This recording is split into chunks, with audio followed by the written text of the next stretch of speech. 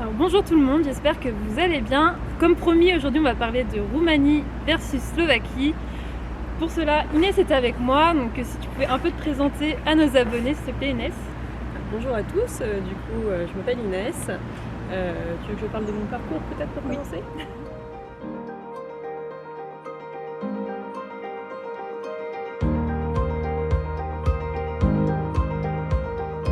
J'ai commencé avec un bac S, j'ai eu une mention assez bien. Suite à ça, j'ai postulé dans la faculté de Paris-Saclay pour suivre le parcours bioconcours afin de passer le concours B agro-veto. On passe le concours une seule fois.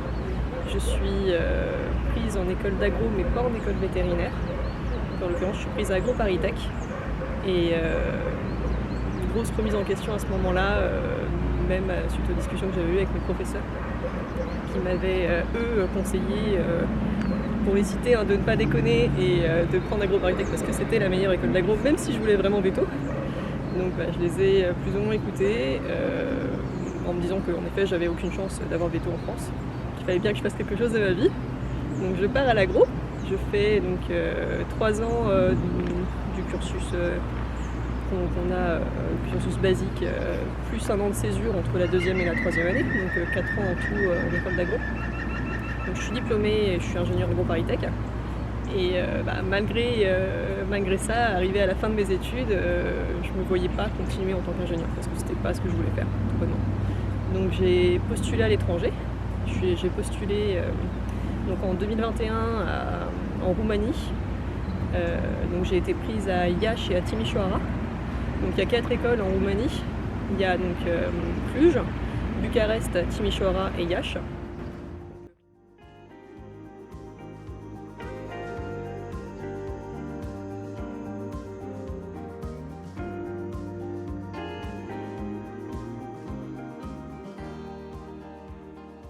J'ai été pris dans les 2 écoles. Je suis partie à Iași parce qu'ils ont répondu plus vite qu'à Timișoara et j'étais un peu dans un mode c'est trop cool, je vais enfin pouvoir faire ce que je veux. On comprend tous cette situation. J'ai pas réfléchi, j'ai signé direct et Timișoara 2-3 jours après qui me dit en fait c'est bon, je suis trop tard. Bah oui. Donc j'ai fait mon premier semestre à Iași et ça se passait très bien, il n'y avait pas de souci. Mais j'avais entendu parler, pendant que je postulais à toutes mes écoles, de la Slovaquie et de Košice. Sauf que quand je me suis un petit peu excitée pour postuler, c'était trop tard. Monica m'avait dit en effet que c'était complet déjà.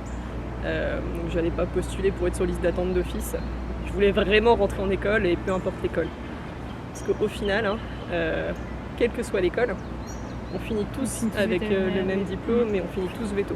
Donc c'est pas si important en soi. Du coup, tu peux nous rappeler en quelle langue était ta formation en Roumanie ? En Roumanie, c'est en anglais. À Iași, c'est que l'anglais. D'accord. Ouais. Et finalement, quand tu étais là-bas, vous étiez combien d'étudiants français ? On était 80% de la promo d'étudiants français. D'accord. Sur combien d'élèves ? Je sais plus, on était presque une cinquantaine. Une cinquantaine d'élèves, d'accord. Ouais. Ok. Et au niveau de la pratique, etc., vous pouvez beaucoup pratiquer, si on compare par exemple à la Slovaquie ? Je vais comparer des choses que j'ai vécues. En l'occurrence, j'ai passé 2 fois l'anatomie, donc une fois à Iași et une fois ici à Košice. Donc c'est sensiblement la même façon d'enseigner d'un point de vue théorique, même si j'ai trouvé que les cours étaient plus accessibles ici. D'un point de vue compréhension, j'ai eu moins de difficultés à comprendre, peut-être parce que c'était les fois la Oui, c'est possible, oui. Déjà comme fait aussi, quand on a déjà vu, c'est plus facile. Non, mais même tu vois que Dr Lanka s'amuse à vraiment faire des slides très détaillés, puis des photos sous plusieurs angles. Mine de rien, c'est vachement utile. Oui, c'est vrai. C'est vachement utile pour essayer de comprendre d'un point de vue 3D.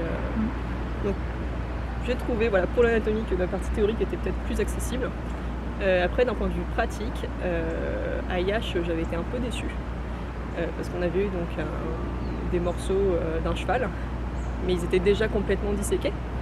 Donc, je me souviens de la patte arrière notamment, où j'ai passé des heures et des heures à comprendre les muscles superficiels de la patte, parce que tout bonnement, ils n'étaient pas présents sur la partie qu'on avait déjà. Donc, ici, à Košice, contrairement à Iași, on a eu des moutons qu'on a pu complètement disséquer, on les a eu entiers avec la peau.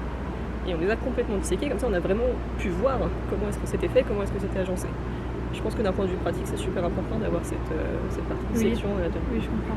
Et à Kosice notamment, on a accès aussi aux salles d'anatomie pour s'entraîner en dehors des heures de cours. Est-ce que c'est le cas en Roumanie? Alors c'était le cas aussi à IH. C'est vrai? Je ne sais pas D'accord. pour les autres écoles, je vais parler que d'IH, attention disclaimer, je ne parle que d'IH parce que je ne connais que IH. Pour la myologie, on avait des momies. D'accord. Donc c'était pas du frais comme on peut avoir ici. D'accord. L'apprentissage sur momie qu'on a manipulé depuis des années. Non mais c'est déjà bien. Oui, c'est bien, oui. C'est déjà bien. C'est là, c'est quand même du matériel. C'est pas forcément évident parce que c'est très sec et du coup c'est pas dans un état de conservation optimal. Mais bon, c'est mieux que rien. Oui, c'est mieux que rien. D'accord. Bon.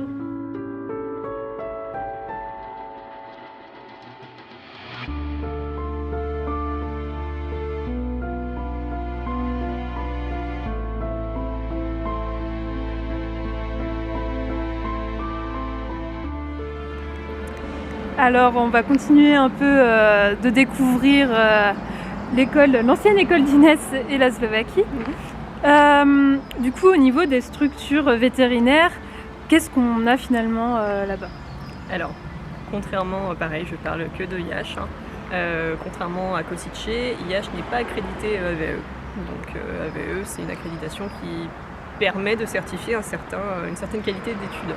D'accord. Si on peut expliquer ça, vulgariser ça comme ça. C'est notamment dû au fait que les bâtiments sont pas... Enfin, je sais pas si je peux dire insalubres, mais c'est des vieux bâtiments. Contrairement ici où en effet la fac investit vraiment, il y a des vieux bâtiments mais qui sont en cours de rénovation. Donc c'est des investissements qu'il n'y avait pas forcément à IH, notamment le laboratoire de microbiologie, je pense qu'il doit dater des années 60. Donc du coup si on revient un peu plus sur les structures, dans ton école, j'arrive pas à prononcer, comment on prononce? IH. IH. Qu'est-ce qu'il y avait comme clinique? Il n'y avait qu'une seule clinique, c'était des petits animaux. D'accord. Et on en parlera sûrement après, mais c'est l'un des points qui m'a fait... Merci Lucky.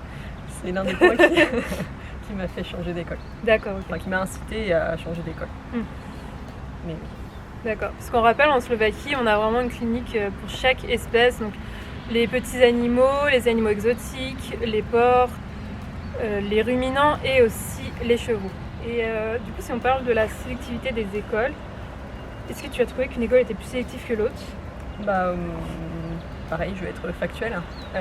À IH, pour rentrer, donc c'est une candidature sur dossier. Donc les notes du bac comptent et les notes de lycée comptent. Et donc suite à ça, donc on est pris ou non pour passer un oral de motivation. C'est un oral en fait qui est pas très très difficile. C'est un des professeurs qui est directement à IH qui vous interviewe pour vérifier si vous avez un niveau suffisant pour parler anglais. Après pour Kosice, c'est également, il y a 2 parcours. Donc il y a un parcours en 6 ans c'est une admission qui est post-bac, donc sur petit concours de biologie et de chimie. Donc de moi, ce que j'ai entendu, je ne l'ai pas passé ce concours-là parce que du coup, comme je vous l'ai dit, j'ai une licence. Donc j'ai pu candidater à l'autre parcours. Et ce petit concours a l'air accessible de ce qu'on m'a dit. Je sais pas si, on a des supports pour s'entraîner. Et si on s'entraîne bien sur ces supports, effectivement, c'est faisable. C'est pas comme le concours en France. Pour le coup, il y a de vraies chances d'admission. Oui, ça dépendra après de la demande. Et donc il y a l'autre parcours, qui est le parcours en 4 ans, dans lequel je suis, qui est accessible uniquement pour les gens qui ont déjà une licence de biologie. Je sais pas s'il y a ça d'autres peut être licences biologie, aussi, SVT, tout ça. Ouais. Juste pour l'instant, on rappelle que le programme 4 ans, on ne sait pas trop comment ça s'est passé cette année au niveau des candidatures, on ne sait pas. Il va y avoir des changements, donc on ne rentre pas dans les détails par rapport au programme 4 ans. Après, sur la sélectivité en général en Roumanie, comme je vous l'ai dit, il y a 4 écoles qui sont plus ou moins demandées. Et comme elles se basent toutes les 4 sur les notes du bac, les notes du lycée, et ça dépend des écoles, parfois tout ce qui est extrascolaire, activités, bénévolat et compagnie, ça peut être pris en compte aussi. Mais la majorité, ça reste quand même les notes du bac et les notes du lycée. Donc selon les écoles, en dessous de 16 de moyenne, on ne rentre pas. Donc c'est vrai que quand j'ai candidaté, j'étais face à des bacheliers, si je peux dire ça, qui ont eu un bac Covid. Moi, j'ai pas eu un bac Covid. Oui, c'est vrai. Donc ça joue beaucoup, mon 12,5 de moyenne au bac, ça valait plus qu'un 12,5 actuellement. Donc oui, j'ai eu Yache Timișoara pour cette raison. Ça dépend essentiellement en fait de qui candidate l'année où vous participez. Oui. C'est fini pour cette première partie, on se revoit très bientôt pour une deuxième partie et n'hésitez pas à nous suivre sur nos comptes Instagram, Be a French Vet Student pour Inès et Vet Student Mayver pour moi. Vous pouvez également vous abonner à la page YouTube et Instagram de Parcours Médecin, liker, commenter et partager cette vidéo. À la prochaine!